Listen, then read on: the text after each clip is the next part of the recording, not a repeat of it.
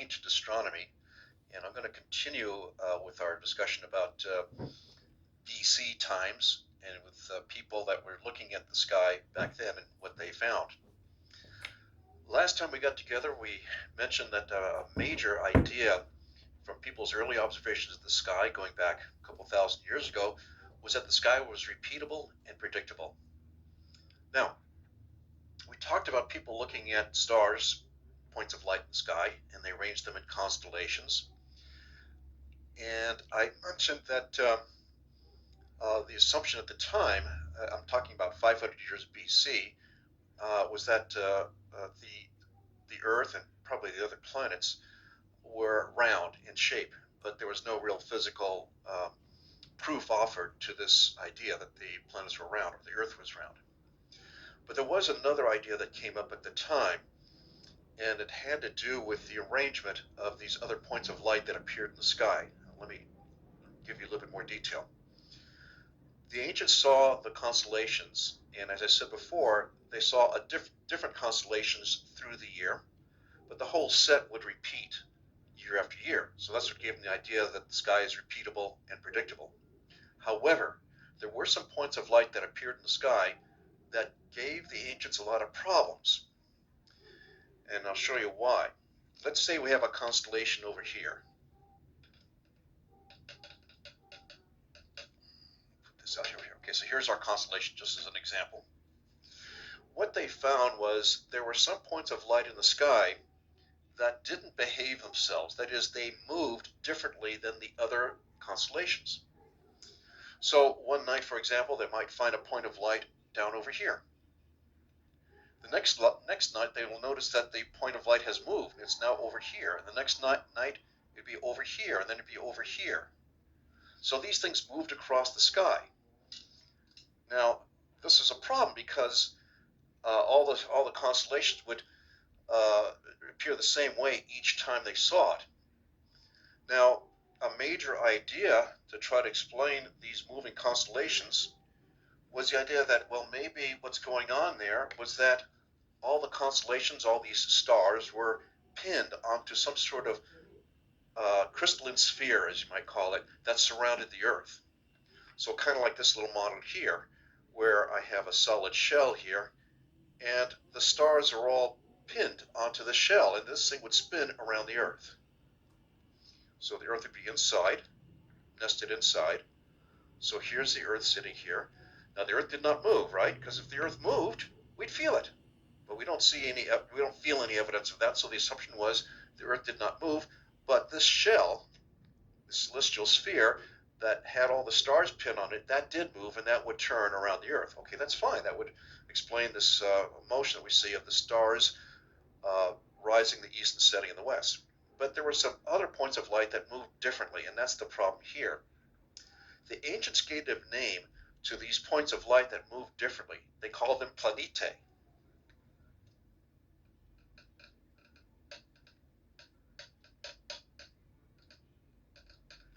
Well, as you can imagine, there is a modern day word we got from this word, planet. So planetae means wanderer. That's a literal translation of the word planetae is wanderer. And it's a pretty good name because these things seem to wander across the sky differently than the rest of the stars, the constellations did. As I said, they would change their position relative to the other stars. So they weren't quite sure how to account for this. So again, the literal translation of planetae is wanderer. And from this word we get the modern day planets. How many of these wanderers did they see? 5. And they became known by their names: Mercury, Venus, we're going to skip Earth, we're here, Mars, Jupiter, and Saturn. Now, are there more planets in the sky than those? Yes, but Uranus, Neptune, well, Pluto is a minor body, but all those other bodies, Uranus and Neptune in particular, are telescopic planets. You need a telescope to be able to see them. They're so faint and so far away. These 5 planetae that they observed, you don't need to have a telescope for. You can see them with the naked eye. And a lot of times you'll see either Mars or Jupiter or Venus because they're some of the brightest planets, some of the closest ones to us. Mars and Venus are close to us. And Jupiter's just plain so big it reflects a lot of light, so it's easy to see. They look like stars in the sky. So it was kind of a problem about how to explain this. Now, you could say, well, maybe there were some other nested spheres inside of this little model here that would account for these other planetae. So in other words, this outermost shell would have the stars going around the Earth, and then the next shell might hold a planetae, let's say Saturn, and it was turning around the Earth, carrying Saturn. And then there's another shell inside of that, and that next one might be holding Jupiter. And of course, it would be revolving around the Earth also. And this kept going on until you've run out of planets, planetae, and you have the Earth in the center. There we go. So, eventually come down to the Earth. But this is the idea that they had a series of nested spheres, one inside the other. Each sphere was holding a separate thing. And you can get them moving, these different spheres moving at a different speed. Okay, that kind of works. But the problem, there was one more problem that cropped up with these, with the idea of these nested spheres, and that was something else they saw these planetae doing, which really gave them a lot of problems. Every so often, for a couple months out of the year, these planetae would mess with us. They would move west to east from night to night. Now, during the period of 24 hours and one night, yeah, everything in the sky would rise in the east and set in the west, including the sun and moon. And these constellations would do the same thing.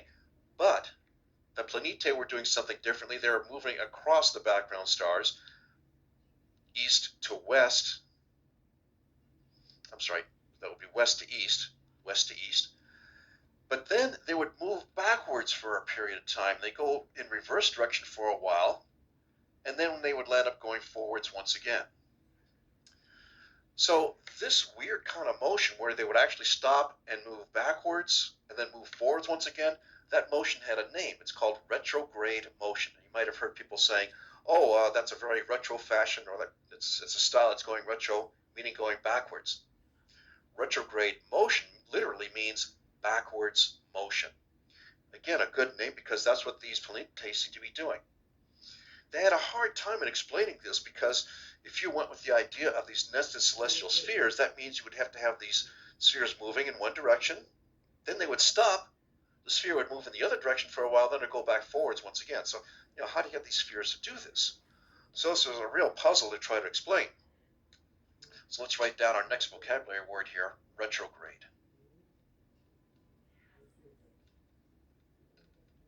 Okay, so one more time. Retrograde motion is literally backwards motion. And this is the motion that planetae did, planets. And they found that these planets were doing this, planetae were doing this. This motion would last for a few months, and then they would go forward with us, just to mess with us. So this is a real problem on how to explain this, but there was a guy that came around that said, I can offer an explanation for it. His name was Ptolemy. I don't have an exact date of his when he lived, but it was several hundred years BC, I can say that. Let me erase our illustration here for a moment. So I'll put up Ptolemy's name up here. Noted naturalist and philosopher. Silent P, so that's Ptolemy, is the way it's pronounced. So Ptolemy said, I can build a model for you to explain retrograde motion. And he did what any of us would do if you're going to build a model. You go to the local Home Depot. They had them back then. And he picked up a bicycle wheel, a frisbee, and a ball, and he built a model. Here was his model. He put the bicycle wheel on the ground, like this. And on the rim of the bicycle wheel, he put the frisbee. Let's make this a little larger. So here's the bicycle wheel, here's the frisbee, and on the frisbee he put a ball. The ball was right there, let's say. Now, the ball would represent one of their planetae. Where do you suppose the Earth was in all this? Well, the assumption was that everything was moving around the Earth. The Earth was the center of everything moved around it, right? And the Earth did not move. So the Earth would have to be in the center. There it is. There's our symbol for the Earth. So the planetae was represented by this ball sitting here on the frisbee. Okay, the Earth did not move, but everything else did. So the bicycle wheel was turning very slowly, like this, carrying the Frisbee on its rim. And the Frisbee was also turning a little faster than the bicycle rim was. It was turning around here like this, carrying the ball. Now, if you were sitting here on the Earth looking at this, you would see the planetae moving across the sky like this. Okay, fine. However, when this ball came over here, the planetae got over here, now the ball would appear to be moving in this direction. So now if you're sitting on Earth looking at this, you would see the planetae moving in reverse. And then when it finally got over to this point, it would look like it's going forwards once again. So in other words, here was Ptolemy's explanation for retrograde motion. You notice this little loop in here. So if you were to take away the physical supports, what you'd land up with is this. The Earth in the center of the system, and you'd have the planetae doing an orbit around the Earth, but every so often it would go through one of these loops. And every time the planetae went through one of these loops, it would make it look like the planet is moving backwards. So it's going forwards over here like this. When it got to the loop, it starts to move over here like this. So in other words, it's looking like it's going backwards. And then it comes back over to here, and it continues its orbit around the Earth. And then sometime later on, it would do another loop as it came across this other little loop in here, do another loop across the sky. These were called epicycles. Don't worry too much about the words, but he actually had the suggestion that these planets were doing these little loops around the Earth. Now, the people were pretty happy with this because it would meet with their idea that everything revolved around the Earth, and it also explained the retrograde motion. Now me, I would look at this and say, well, wait a minute, we know something about gravity, so what's making the little planetae do a little loop over here every once in a while? Now, they didn't really question this at the time, and by the way, at 500 years BC or so, during Ptolemy's time, astronomy was considered to be an outgrowth of philosophy. So Ptolemy made an assumption. He assumed that everything's moving around the Earth. Is that how astronomy is done today? No. Remember the scientific method? And he didn't offer any test for it. He just said, well, works. It seems to work, and it would keep everything orbiting around the Earth, so we want to go with that assumption, and that was it. People were happy with it. So this idea of the planets doing this motion around the Earth, and this Ptolemy's idea of doing these little epicycles here, these little loops, that became known as the geocentric system, or the geocentric theory. Geos here meaning Earth. So the geocentric theory literally meant Earth-centered theory. And people were pretty happy with it. This idea of an Earth-centered system lasted for almost 2,000 years. Now, there was one organized group of people that adopted this idea of Ptolemy's, of the planets doing little loops around the Earth, and they were really happy with it. Anybody want to guess? This group of people came in a little bit after Ptolemy's time, but they adopted Ptolemy's idea, and they started to include it in their teachings as their beliefs spread around the globe. Anybody want to guess what group of people I'm talking about? If you guessed the church, you're right. Why was the church really happy with this theory? Because the theory was that the church was talking about was that God created the entire universe, including the earth, and us, people, animals. Do you suppose God would want to put this creation at the edge of something called a galaxy and just make it one of millions of stars? And we're not even in the center of the galaxy? No. God would want the earth, people, and so forth at the center, and therefore everything orbited around it. Did you want to argue with the church about this? No, because the church had what I like to call an enforcement arm called the Inquisition. And if you don't remember your history, the Inquisition was worse than the IRS. If you were suspected of talking about something that was contrary to the church's teachings, and if you dared to question this geocentric theory, which is what the church was teaching, this Inquisition could summon you to face a tribunal of judges. That was Inquisition itself. It was actually a group of judges that would interview you.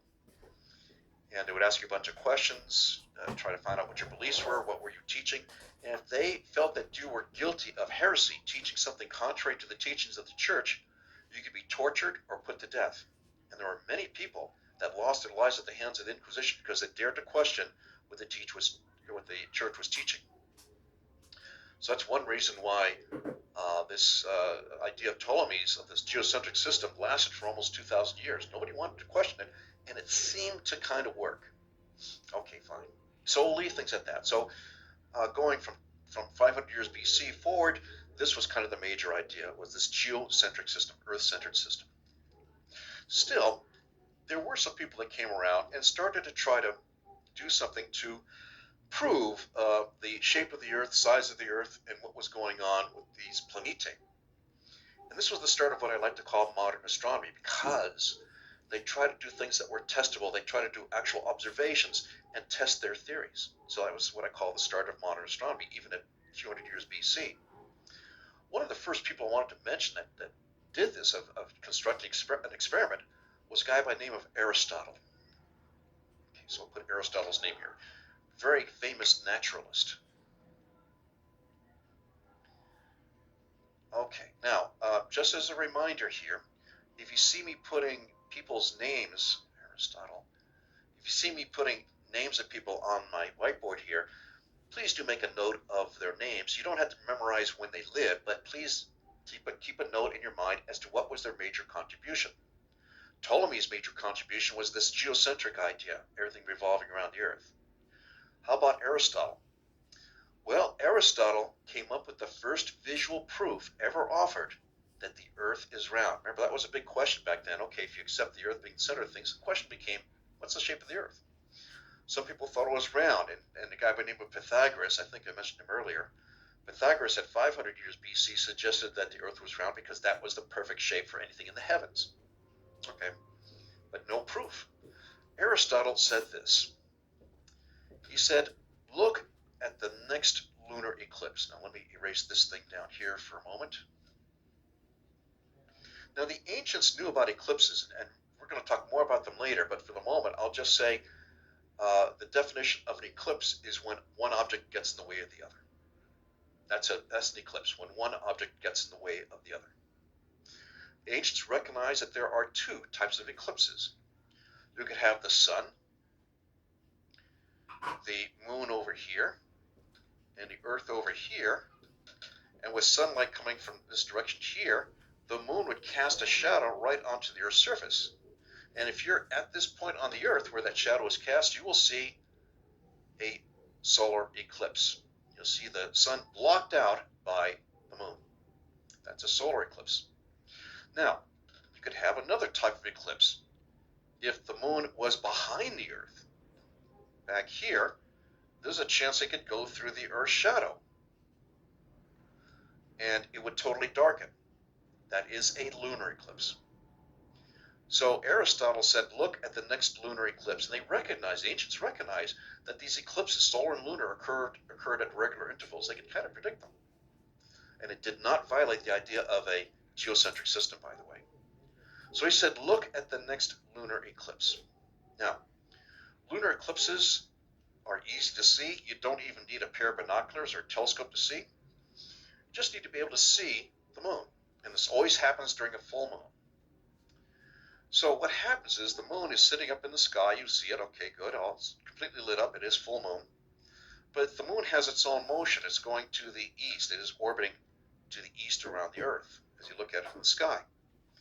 So if the moon moves through the Earth's shadow, you'll gradually see the moon darken. So this whole area here is darkened now. And eventually, as the moon moves through into the center of the Earth's shadow, it'll totally darken. And this takes a couple hours to do. You can go inside, get a Starbucks, come back out, still going on. Now, before I go any further, let's talk about basic optics. Would you agree with me if I were to say that we could judge the shape of something by the shape of the shadow that it casts? For example, if I had a light shining on this pen and it was over here like this, the pen would cast a shadow onto this whiteboard. And we could look at the shape of that shadow and say, okay, we get a sense that even if we can't see the pen itself, we can look at the shadow and say, okay, it's a long, narrow sort of structure here. It's It's got to be a pin of some kind. Okay, good. So in other words, we could gauge the shape of an object by the shape of its shadow. I guess hopefully you'll agree with me on that one. Okay, good. Now, the ancients understood that what we were seeing here, the reason why the moon was darkening, was that it was moving into the Earth's shadow. The sun would be 180 degrees away, so it might be below the horizon, but the moon still would be illuminated. We'll talk more about this mechanism later on. So what they were seeing was a shadow of the Earth cast onto the surface of the moon. And Aristotle says, look at the shape here of the shadow. So this whole thing is dark here, and eventually it'll cover the whole moon. But while the shadow is moving across the surface of the moon, he said, look at the shape of that shadow. In particular, look at the leading edge of that shadow. Now, what kind of words might you use to describe this leading edge? How about curved? Meaning that it's part of a circle, right?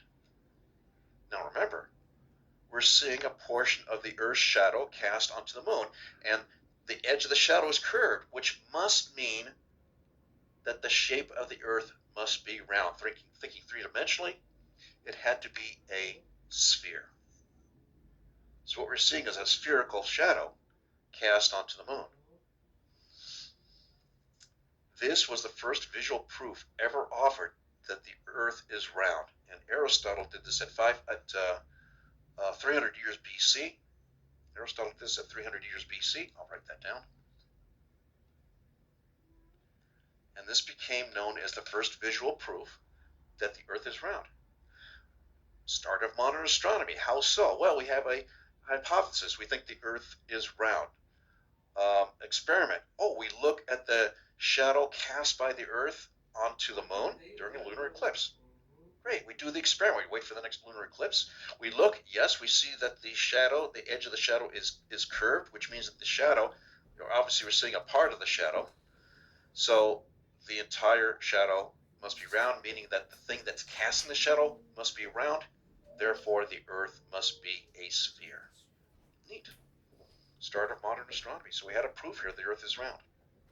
Okay, pretty good. Now the next question that would come up would be, what is the size of the Earth? Okay, assuming that you accepted the idea it's round, how big is the Earth? Well, there's a guy called Eratosthenes that came up, and he actually was successful in figuring out the size of the Earth. Now, I don't want to turn this into a math or geometry class, but again, I want to show you a little bit about the thinking that was done and the observations he did to reach a conclusion. So let's put up his name here, Eratosthenes, and let me get the spelling down correct.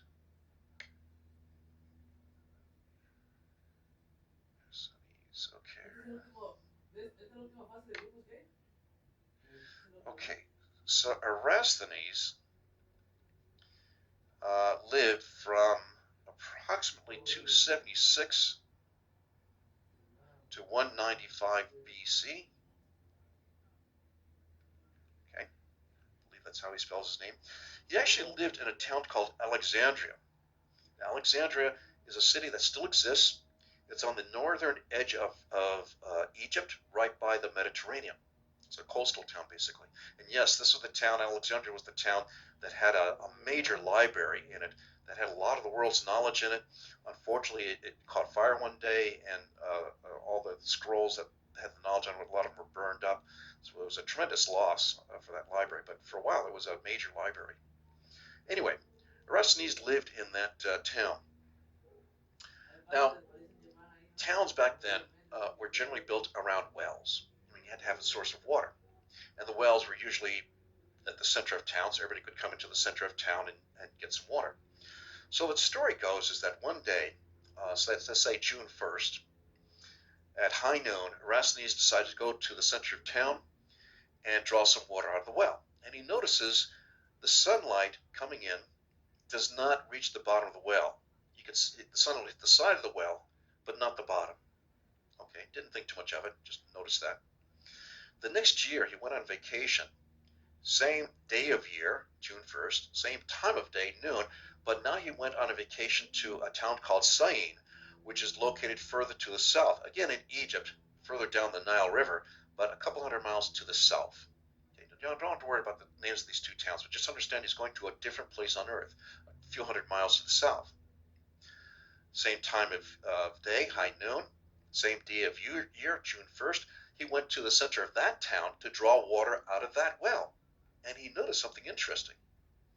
He could see that sunlight was reaching the bottom of the well. You could actually see the water at the bottom of the well. So you had to have sunlight coming in at just the right angle to go down to the well. And it illuminates the bottom of that well. You can see the water. Now he remembered that on June 1st, back in his hometown of Alexandria, on the same day and time, you could not see the sunlight reach to the bottom of the well. Here you could. So he started thinking about that. And he started realizing what he had was this situation. Now Eratosthenes believed, like Aristotle did, in a round earth. So I'm going to put a sketch here, a little bit exaggerated, but just so you can get the idea of what was happening here. Okay, so this was the earth. So in Alexandria, now all these wells are drilled straight down, so basically you're drilling towards the center of the earth. So in Alexandria, and the sun was way off over in this direction here, and people realized that the sun was so far away they were getting parallel light rays coming in from the sun.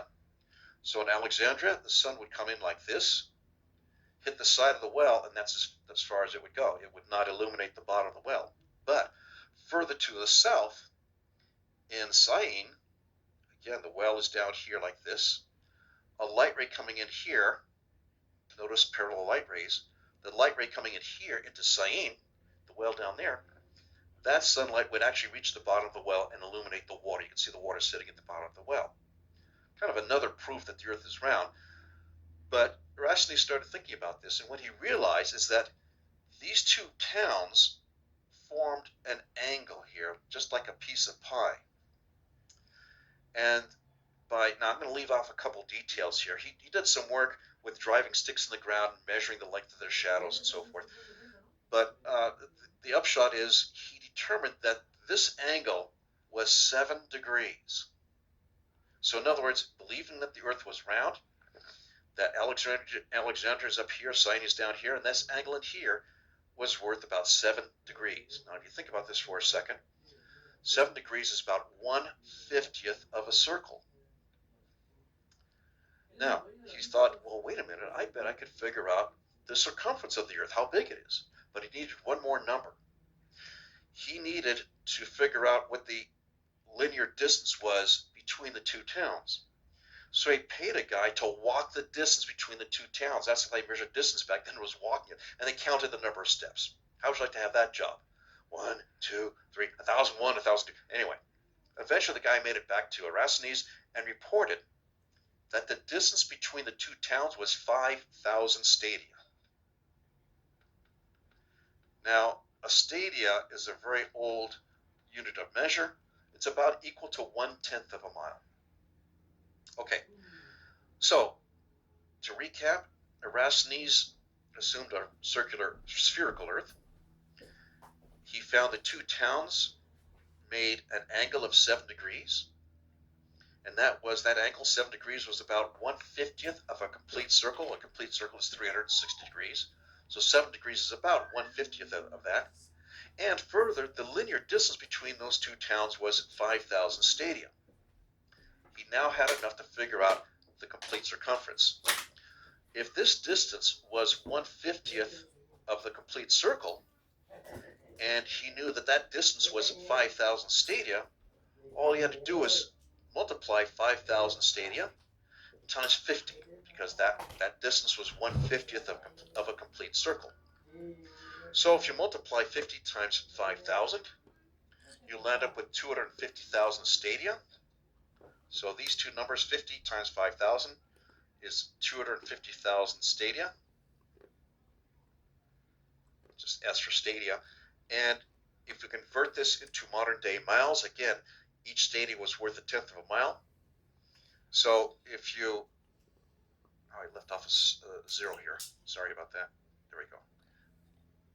So you had 250,000 stadia here. Oops. And if you converted this into modern day miles. Each one of these stadia was worth about 1/10 of a mile. So we drop off a 0, we get 25,000 miles.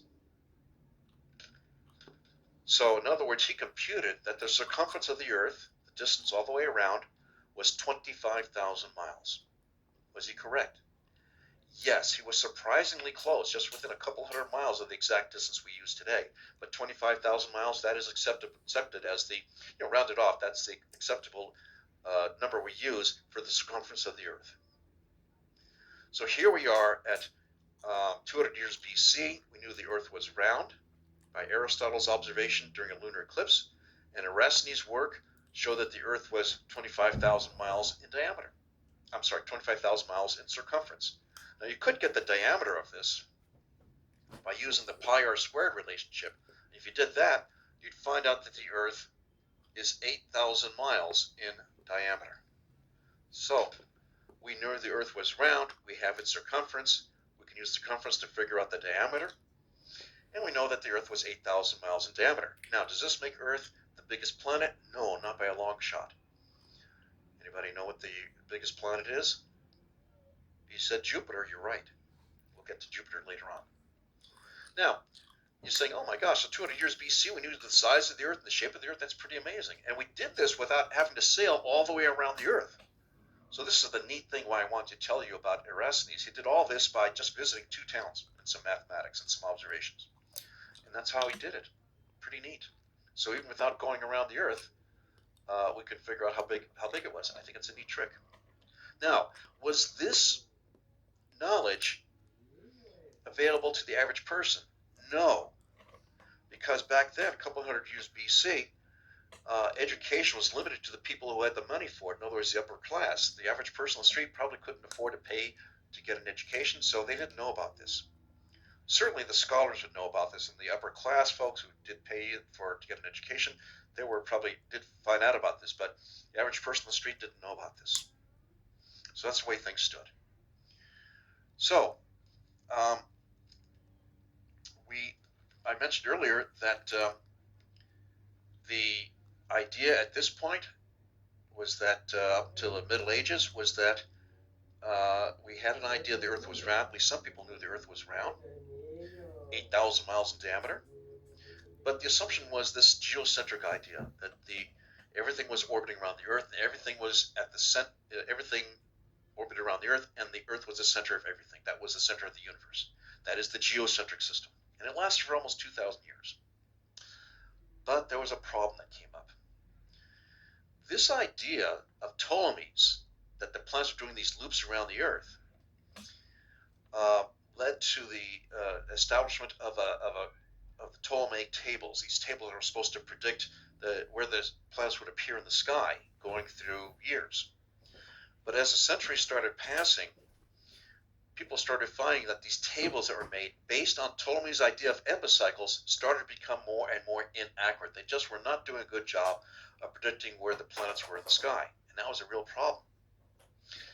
So with the coming of the Renaissance, some royal families started offering cash rewards to anybody who could figure out what the problem was. So now we have an interesting problem as to why the Ptolemaic tables didn't work, and maybe the whole idea was wrong. And so people at the start of the Renaissance started going back to the sciences and saying, well, maybe we got it wrong, and they started asking about this. So in part 3 of my talk about ancient astronomy, we're going to talk about some folks who lived during the Renaissance time that tackled this problem. And the interesting thing is, what you're going to find is that the people I'm going to tell you about were what I call citizen scientists. They were not trained as astronomers. Some were very good mathematicians like Galileo, but they really weren't doing astronomy as a full-time job. They were doing other things, but they were pretty good with skeptical inquiry. They liked to ask questions, try to figure things out. Again, kind of what I call the start of modern astronomy. And these are the folks that started tackling this problem about why the Ptolemaic tables didn't work and why the planets were not where we thought they should be. So that'll be in part 3 of our talk about